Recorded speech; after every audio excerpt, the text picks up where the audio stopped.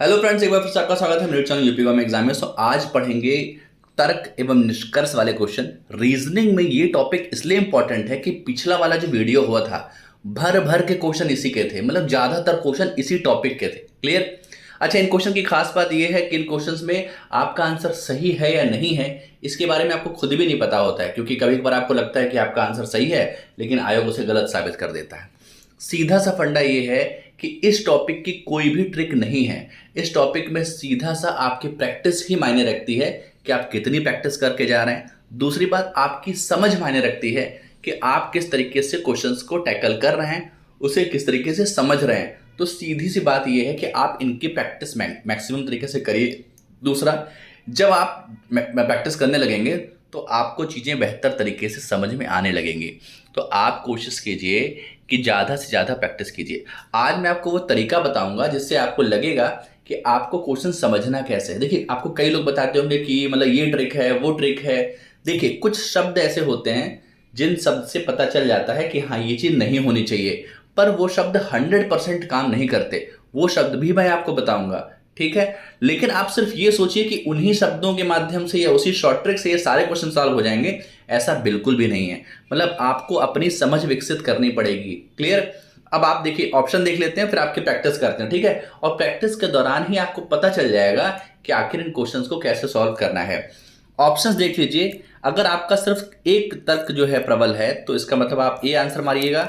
अगर आपका दूसरा ही सही है, पहला गलत है, तो बी मारिएगा। अगर या तो पहला सही है या दूसरा सही है तो सी लगाइएगा। और चौथा ऑप्शन है कि अगर दोनों गलत हैं तो आप डी आंसर मारेंगे। और अगर आपका दोनों गलत हैं, दोनों सही हैं, तो आपका आंसर ई लगेगा। ठीक है? तो दोनों सही पर ई आंसर होगा और दोनों गलत पे डी आंसर होगा। केवल एक पे ए सही आंसर होगा। ये आंसर याद रखिएगा। अब हम लोग पहले क्वेश्चन को लगाते हैं।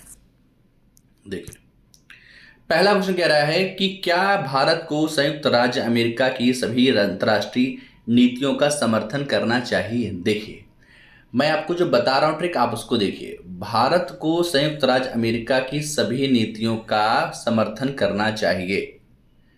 ठीक? तर्क है। अब मान लीजिए एक नहीं में आंसर दे रहा है और एक हाँ में आंसर दे रहा है। अब आप मान लीजिए कि दो बंदे हैं, दो आदमी हैं, एक ए है और एक बी है। क्लियर? ए वाला मान लो कह रहा है नहीं भाई साहब, ऐसा नहीं कर सकते क्योंकि अन्य शक्तिशाली देश इसका समर्थन नहीं करते। तो देखिए, ये जो ट्रिक मैं आपको बताना चाह रहा था, ये जो लोग करते हैं अक्सर, वो ये कहते हैं कि आप किसी देश की तुलना नहीं कर सकते क्योंकि हर देश की डिमांड अलग है, उसकी मतलब प्रॉब्लम अलग है। तो जाहिर सी बात है कि आप किसी दूसरे देश की तुलना अगर कर रहे हैं या दूसरों से कोई कंपेयर कर रहे हैं तो ऐसा तर्क प्रबल नहीं होता है। ऐसे तर्क को हम गलत मानते हैं। तो आपका आंसर पहला वाला जो है गलत हो जाएगा। यानी जो पहला आदमी कह रहा था नहीं नहीं है, दूसरे देश नहीं कर रहे हैं तो हम भी नहीं करेंगे, तो ये चीज गलत होती है। ठीक? तो पहला वाला। दूसरा आदमी कह रहा है हाँ बिल्कुल करना चाहिए। संयुक्त राज्य अमेरिका के विकास निधि तक पहुंच हासिल करने का यही एकमात्र तरीका है। इस शब्द को भी नोट कर लें। अगर एकमात्र आ जाए, कहीं पर केवल आ जाए, केवल यही आ जाए, सिर्फ यही आ जाए, तो ये शब्द भी तर्क में प्रबल नहीं होते हैं, इनको हम गलत मानते हैं। तो पहला भी स्टेटमेंट आपका तर्क गलत है, दूसरा भी गलत है, और जहां दोनों गलत हैं वहां आंसर डी होना चाहिए। देखिए, मैं जो आपको बताना चाह रहा हूं वो समझिए। इसमें कंपेयर हुआ है, इसमें एकमात्र शब्द आया है, पर हर क्वेश्चन में ऐसा नहीं होगा। इसलिए आपसे कह रहा हूं कि ये ट्रिक देखिए, ये अच्छी बात है कि आपको किसी क्वेश्चन में ऐसा मिल गया तो आपका लक हो गया, पर हर क्वेश्चन में ऐसा नहीं होगा, आपको समझना भी होगा। ठीक है? तो चीजों को इस तरीके से पढ़िए ताकि अगर क्वेश्चन को नया भी आ जाए तो समझ पे ज्यादा आधारित हो, ना कि सिर्फ जुगाड़ पे। ठीक है? अगला क्वेश्चन देखते हैं। अगला देखिए, क्या स्कूली शिक्षा को भारत में मुफ्त किया जाना चाहिए? मतलब कथन कह रहा है कि स्कूल की शिक्षा को भारत में मुफ्त कर दें। तर्क, पहला आदमी कह रहा है हाँ कर दीजिए भाई साहब। भारत के साक्षरता के स्तर में सुधार करने का यही एकमात्र तरीका है। भाई एक बात बताइए, पहला आदमी हाँ इसलिए कर रहा है क्योंकि वो कह रहा है कि इसी एकमात्र तरीके से हम शिक्षा में सुधार कर सकते हैं। भाई देखिए, शिक्षा में सुधार के तो और भी तरीके हो सकते हैं, तो ना कि सिर्फ शिक्षा हमको फ्री कर दोगे तभी शिक्षा सुधरेगी। उसमें टेक्नोलॉजी लाइए, अच्छे टीचर लाइए। तो पहले वाले आदमी का तर्क प्रबल नहीं है। हालांकि यहां पर ये एकमात्र शब्द भी दिख रहा है जो कि तर्क प्रबल होने नहीं होता है। ठीक? आगे कह रहा है, दूसरा आदमी कह रहा है नहीं नहीं ऐसा मत करिए, या पहले से ही भारी बोझ तले आए राजकोष पर अधिक दबाव डालेगा। ठीक है, इस आदमी को कह रहा है कि ऐसा मत करिए, पहले से ही जो भारत सरकार का राजकोष है उस पे और अधिक भार डालेगा। इस बात में सच्चाई हो सकती है, क्योंकि भाई जाहिर सी बात है कि एक तो पहले से ही शिक्षा के लिए इतनी सारी योजनाएं चल रही हैं, आप फ्री कर दोगे तो जाहिर सी बात है राजकोष पर और भी पैसा खर्च होगा। तो दूसरा तर्क सही हो सकता है, आपका आंसर केवल बी सही होगा, और दूसरा तर्क सही होता है तो हम आंसर बी मारते हैं। ठीक है, तो आंसर होगा बी। देखिए आप एज्यूम कर लीजिए कि दो बंदे हैं, एक कह रहा है हाँ कर दो, दूसरा कह रहा है ना कर दो। क्लियर? तो जाहिर सी बात है कि हाँ वाले को सोचना है और ना वाले को सोचना है। इस तरीके के सोचेंगे तो आपको जो है ज्यादा हेल्प मिलेगी। ठीक है, आप मतलब अपने आप को जस्टिफाई कर लीजिए कि यार मतलब दो आदमी मेरे सामने दे रहे हैं अपने अपने दाद, किसकी बात सच होगी या किसकी गलत होगी। आगे देखिए, क्या भारत को अपनी ऊर्जा आवश्यकताओं को पूरा करने के लिए सौर ऊर्जा का उपयोग करने का प्रयास करना चाहिए? मतलब भारत को अगर अपनी ऊर्जा की आवश्यकता पूरी करनी है, सौर ऊर्जा का उपयोग करने का प्रयास करना चाहिए, ये कथन है। तो पहला तर्क है, पहला व्यक्ति कह रहा है हाँ भाई साहब, वर्तमान में उपयोग किए जाने वाले अधिकांश ऊर्जा स्रोत खपने योग्य हैं। वो कह रहे हैं हाँ करना चाहिए। हम लोग अभी जो यूज कर रहे हैं ऊर्जा के रूप में, चाहे वो कोयला कर रहे हो, चाहे वो लकड़ी कर रहे हो, चाहे वो कुछ भी कर रहे हो, वो कुछ दिनों बाद खत्म हो जाएंगे। इसलिए हम लोग सौर ऊर्जा का उपयोग करना चाहिए, ये बात सही हो सकती है। ठीक है, अच्छा दूसरा आदमी कह रहा है नहीं, सौर ऊर्जा को मजबूत करने के लिए बहुत सारी पूंजी की आवश्यकता होती है जिसकी भारत में कमी है। देखिए पूंजी की बात हो नहीं रही है, पूंजी आपके पास है या नहीं है ये बात तो कथन में है ही नहीं, तो इसलिए ये तर्क प्रबल नहीं होगा। ठीक है, अब जाहिर सी बात है कि पूंजी आपके पास है या नहीं है ये तो आपको पता भी नहीं है, और दूसरी बात यह है कि यहाँ पर ऊर्जा की आवश्यकता को पूरा करने के लिए नया प्लान बनाना है, पूंजी से उसका कोई संबंध नहीं है। तो दूसरा तर्क जो होगा वो प्रबल नहीं है, तो आंसर होगा केवल एक, यानी ए वाला आपका आंसर सही है। अगला देखिए, अगला कह रहा है क्या संयुक्त राष्ट्र संघ जैसे संगठन को भंग किया जाना चाहिए? मतलब यूएनओ को भंग कर देना चाहिए। मान लीजिए कि एक आदमी पूछ रहा है क्या भंग कर देना चाहिए, तो पहला आदमी कह रहा है हाँ, शीत युद्ध खत्म होने के साथ ऐसे संगठन की भूमिका नहीं रही है। मतलब जब से शीत युद्ध खत्म हुआ है, युद्ध खत्म हुआ है, तो अब ऐसे संगठन का क्या करेंगे? अच्छा एक बात बताइए, क्या अभी इस संगठन का कोई महत्व तो नहीं है? बिल्कुल है। तो ऐसा लग रहा है कि ये अब तर्क प्रबल नहीं है। ठीक है, मतलब ऐसा नहीं है कि अब इसका बस अस्तित्व तो रह ही नहीं गया। आप खुद सोचिए, यूएनओ अगर ना हो तो कोई भी आदमी अपनी मनमानी करेगा। हम लोग क्या कहते हैं, यूएनओ को अंतर्राष्ट्रीय संसद कहते हैं। किसी भी देश को कोई समस्या होती है तो अपनी शिकायत लेकर वो यूएनओ में जाता है। तो ऐसा तो बिल्कुल नहीं है कि इसको खत्म कर देंगे, अब इसकी कोई भूमिका नहीं रही है। तो पहला तर्क कितना प्रबल नहीं है, नहीं, ऐसे संगठन की अनुपस्थिति में विश्व युद्ध हो सकता है। दूसरा आदमी कह रहा है ऐसा है, खत्म मत करना भैया। ठीक है, क्योंकि अगर खत्म कर दोगे तो ऐसी स्थिति में विश्व युद्ध हो सकता है, बिल्कुल हो सकता है। जब किसी के ऊपर कोई लगाम नहीं होगा, जब किसी के ऊपर कोई जवाबदेही नहीं होगी, तो जिसका मन होगा वो लड़ने लगेगा, जिसका मन होगा किसी पर अटैक कर देगा। तो दूसरा तर्क प्रबल हो सकता है, यानी केवल बी सही होगा। तो इस हिसाब से जब दूसरा तर्क प्रबल हो तो आंसर हम बी मारते हैं, यही आपका आंसर होगा। इसी तरीके से समझ को विकसित कीजिए। अगर आपको वीडियो अच्छा लगा तो वीडियो को लाइक जरूर कीजिए, और आपको लग रहा है कि मैं सही तरीके से बता रहा हूं तो आप कमेंट करके जरूर बताइए ताकि मैं अगला वीडियो भी इस पर बनाऊं। ठीक है, आगे देखिए, क्या सरकार का रक्षा पर इतना खर्च करना उचित है? मतलब पूछ रहा है एक आदमी कि बताइए सरकार जो इतना डिफेंस पे खर्चा करती है ये बात उचित है कि नहीं है? तो पहला आदमी कह रहा है हाँ बिल्कुल उचित है। भाई देश की सुरक्षा का प्रमुख महत्व है, भाई देश की सुरक्षा है, महत्व उसका महत्व है, तो खर्च कर रही है, सही कर रही है, हाँ बिल्कुल सही कर रही है। दूसरा आदमी कह रहा नहीं, इस पैसे का इस्तेमाल शांति के दौरान देश के विकास के लिए किया जा सकता है। तो एक बात बताइए, जब आप सेना को ही मजबूत नहीं करेंगे तो देश में शांति कैसे होगी? तो मतलब जाहिर सी बात है कि बॉर्डर पे जब सिक्योरिटी होगी, बॉर्डर सब कुछ होगा, तभी तो देश के अंदर शांति होगी। तो दूसरा आदमी जो कह रहा था कि नहीं करना चाहिए, इसके तर्क प्रबल नहीं है, क्योंकि सरकार का डिफेंस पे खर्च करना इसीलिए होता है ताकि देश की आंतरिक शांति बनी रहे। अब हम लोग अंदर पता लगा मार नाव बना रहे हैं, जहाज बना रहे हैं, बिल्डिंगें बना रहे हैं, सब कुछ कर रहे हैं, पर बॉर्डर पे अगर जंग छिड़ गई और बॉर्डर पे आप मजबूत नहीं है तो देश के अंदर तो वैसे भी शांति नहीं रहेगी। इसलिए दूसरा तर्क सही नहीं, पहला आदमी सही कह रहा है, क्योंकि सुरक्षा का महत्व तो है गुरु, तो पैसा खर्च करना बुरा नहीं है।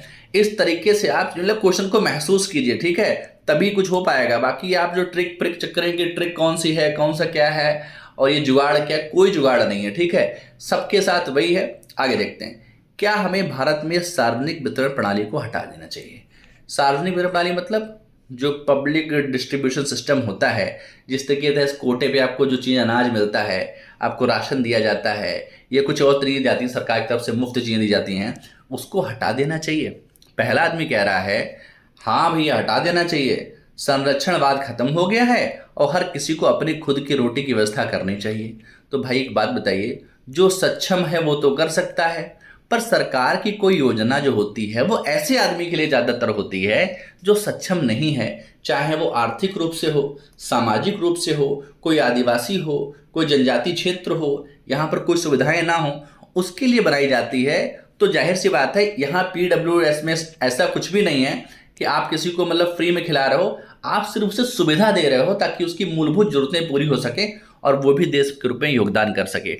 तो ऐसा बिल्कुल नहीं जो पहला आदमी कह रहा है कि भाई साहब हाँ खत्म कर दो, तो उसका तर्क प्रबल नहीं है, ठीक है, नहीं है। दूसरा कह रहा है हाँ कर दो भाई साहब, क्यों?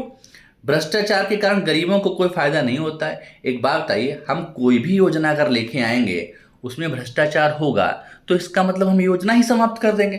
भाई ये तो गलत है ना। आप खुद सोचिए कि अगर आप रेलवे में या किसी सरकारी डिपार्टमेंट में फायदा अगर नहीं हो रहा है तो क्या डिपार्टमेंट को ही खत्म कर दोगे आप? नहीं, आप उसके अंदर सुधार करने की कोशिश करोगे, जहां कमी आ रही है उसको खत्म करने की कोशिश करोगे, तो वो तरीका हुआ।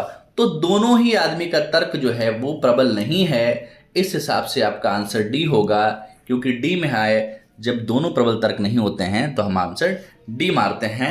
इस तरीके से आप क्वेश्चंस को सॉल्व करें। अगला देखिए प्रैक्टिस अगर रेगुलर करते रहेंगे तो आपको बहुत ज़्यादा हेल्प मिलेगी इसमें। बाकी मतलब इधर उधर की चीज़ों पे ज़्यादा ध्यान ना दें। क्या सभी विधायकों को अपने पेशे से इस्तीफा देने के लिए मजबूर करना चाहिए? कहा गया है, पूछ रहा है आपसे, मान लीजिए क्या सभी विधायकों को अपने पेशे से इस्तीफा देने के लिए मजबूर करना चाहिए?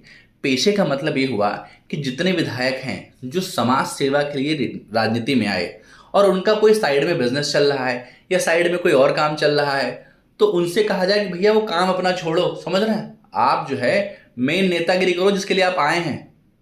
तो पूछ रहा है कि ऐसा करना चाहिए?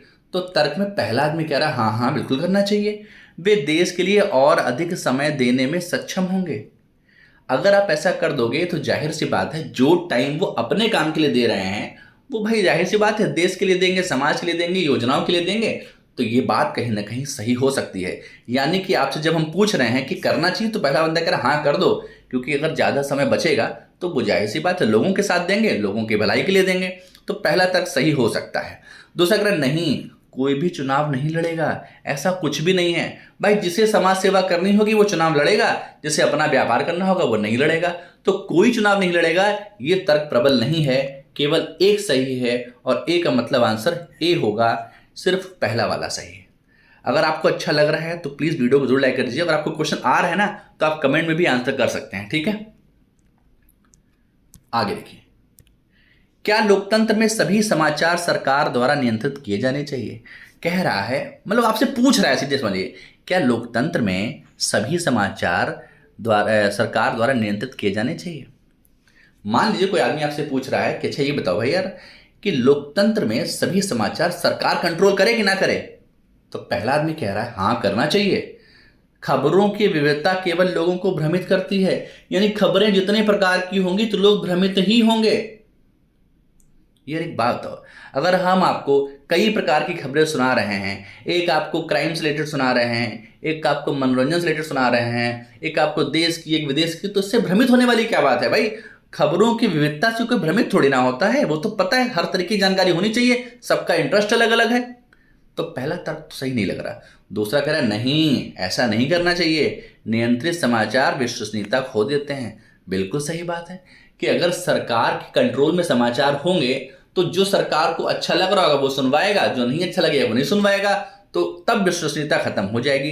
तो दूसरा आदमी कह रहा है नहीं ऐसा मत करो, तो उसका तर्क प्रबल है, तो केवल बी वाला सही होगा और बी का मतलब बी सही। ठीक है, बात समझ आ रही नहीं आ रही? इस तरीके से चीजों को सॉल्व करें। अगर आपको मजा आ रहा है तो आप वीडियो को जरूर लाइक कर दें। क्या केवल योग्य लेखकों के लेख प्रकाशित होने की अनुमति होनी चाहिए? देखिए, आपसे पूछ रहा है कि भैया एक बात बताओ, क्या केवल योग्य लेखकों के प्रकाशित होने की अनुमति होनी चाहिए? मतलब जो टैलेंटेड लोग हैं, जो योग्य लेखक हैं, उनका ही लेख प्रकाशित होगा? ये पूछ रहा हूं मैं किसी से। तो पहला आदमी कह रहा हाँ भैया, यह बहुत सारे पेपर को बचाएगा जिनकी आपूर्ति कभी कम है। एक बात बताइए, योग्यता और अयोग्यता का पेपर से क्या संबंध है? कि कागज बच जाएगा इसलिए? ऐसा तो कुछ बात ही नहीं हो रही भाई। कागज बच जाएगा, पेपर बच जाएगा, इस बात से कोई संबंध नहीं है। तो मुझे लगता है पहला तो तर्क प्रबल नहीं लग रहा। दूसरा कह रहा है नहीं, योग्य और अयोग्य के बीच एक रेखा खींचना संभव नहीं है।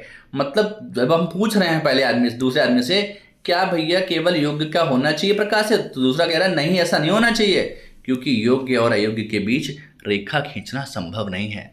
बिल्कुल सही कह रहा। आप पहचानोगे कैसे कि कौन योग्य है कौन योग्य नहीं है? जैसे अगर कोई आदमी योग्य है और वो चर्चा में आ गया तो लोग उसे जान गए, पर जो छोटा कर्मचारी है या छोटा जानकार है, अगर वो योग्य भी है, जब तक उसको लिखेगा नहीं तब तक आप कैसे पहचानोगे कि योग्य है कि नहीं है? तो सीधा सा फंडा ये है कि आपके पास पहचानने की कोई इस तरीके की संभावना है ही नहीं कि पहचानोगे कैसे कि योग्य अयोग्य है। तो इसका मतलब ये हुआ कि दूसरा वाला आदमी जो है वो प्रबल सही कह रहा है, तर्क दे रहा है कि योग्य और अयोग्य के बीच रेखा खींचना संभव नहीं है। कैसे पहचानेंगे? ठीक है, तो यही कारण होता है कि सबको मौका मिलना चाहिए। ठीक है, जिस तरीके से मुझको भी मौका मिलना चाहिए। जैसे होता क्या है कि कभी कभार मतलब बड़ा यूट्यूबर जो होता है वो आपको कुछ भी बता दे तो बस जाहिर सी बात है उसके पास व्यूअर ज़्यादा हैं, सब्सक्राइबर ज़्यादा हैं, तो चीज़ें चल जाती हैं। कभी कभार छोटा सा जो यूट्यूबर होता है वो भी अच्छा कर सकता है, पर वही बात है ना कि उसके पास इतने सब्सक्राइबर नहीं है तो वो चीज़ चर्चा में नहीं आ पाती। तो ये तय करना तो मतलब मुश्किल हो जाता है कि कौन सा योग्य है कौन सा योग्य नहीं है। आगे देखिए, क्या 5वीं कक्षा तक की सभी वार्षिक परीक्षाएं समाप्त कर देनी चाहिए? कोई आदमी आपसे पूछ रहा है कि भैया ये बताओ 5वीं कक्षा तक सभी वार्षिक परीक्षाएं हमें समाप्त कर देनी चाहिए? तो पहला आदमी तर्क कह रहा है हाँ कर देनी चाहिए। छोटे छात्रों को ऐसी परीक्षाओं के बोझ तले नहीं लादना चाहिए जो उनके प्राकृतिक विकास को प्रभावित करें। देखिए यार, ये तो बात सही है कि अगर आप परीक्षाओं का प्रेशर डालेंगे बच्चों के ऊपर तो बच्चे उस प्रेशर में अपना जो बचपन है वो खो देते हैं, या एक तरीके से पूरा एंजॉय नहीं कर पाते हैं। ये बात सही है कहीं ना कहीं कि मतलब अगर आप मतलब लोग कहते हैं नहीं 5वीं की कक्षा बोर्ड की कर दी या बहुत टफ एग्जाम कर दिया, तो थोड़ा सा बच्चों पर प्रेशर तो पड़ता है। ये बात कहीं ना कहीं सही है, तो ये बात लॉजिकल है। दूसरा कह रहा है ऐसा नहीं करना चाहिए। छात्र गंभीरता से अध्ययन नहीं करेंगे क्योंकि उनकी अगली कक्षा में ऐसे ही पदोन्नति मिल जाएगी और उन्हें भविष्य में प्रभावित करेगा। इस बात में भी दम है कि अगर आप परीक्षा नहीं लोगे तो आदमी को पता है यार हम तो पास हो ही जाएंगे, जब हम पास हो ही जाएंगे तो पढ़ के क्या करना है। और जब भविष्य में वो बड़ा होगा, मतलब वो 10th में 12th में आएगा, तो उसकी तो आदत पड़ी हुई कि ऐसे पास करते चले जाओ, तो जाहिर सी बात है तो उसके अंदर मतलब एक तरीके से पढ़ने को लेकर थोड़ी सी निगेटिविटी आएगी। और दूसरा ये है कि मतलब नॉलेज भी उसकी इतनी अच्छी नहीं हो पाएगी। तो दूसरा तर्क भी सही कह रहा है, यानी कि पहला कि छोटे बच्चों पे बोझ भी पड़ेगा, तो ये तर्क भी सही है। और दूसरा ये है कि वो सीरियस पढ़ाई भी नहीं करेंगे, तो ये भी तर्क सही है। ठीक है, तो दोनों तर्क जब सही होते हैं तो आंसर हमारा ई होता है। दोनों तर्क सही हैं। आप कमेंट करके बताइए कि आपको किस तरीके से मजा आया। अगर आपको जिस 2 तरीका मैंने बताया है इसमें अच्छा लग रहा है, क्या मैं कंटिन्यू करूं इस चीज़ को? ठीक है, अगर आप मेरे चैनल पर नए हैं तो चैनल सब्सक्राइब कर दीजिए और वीडियो यूजफुल लगे वीडियो को लाइक कीजिए। दोस्तों वीडियो देखने में धन्यवाद।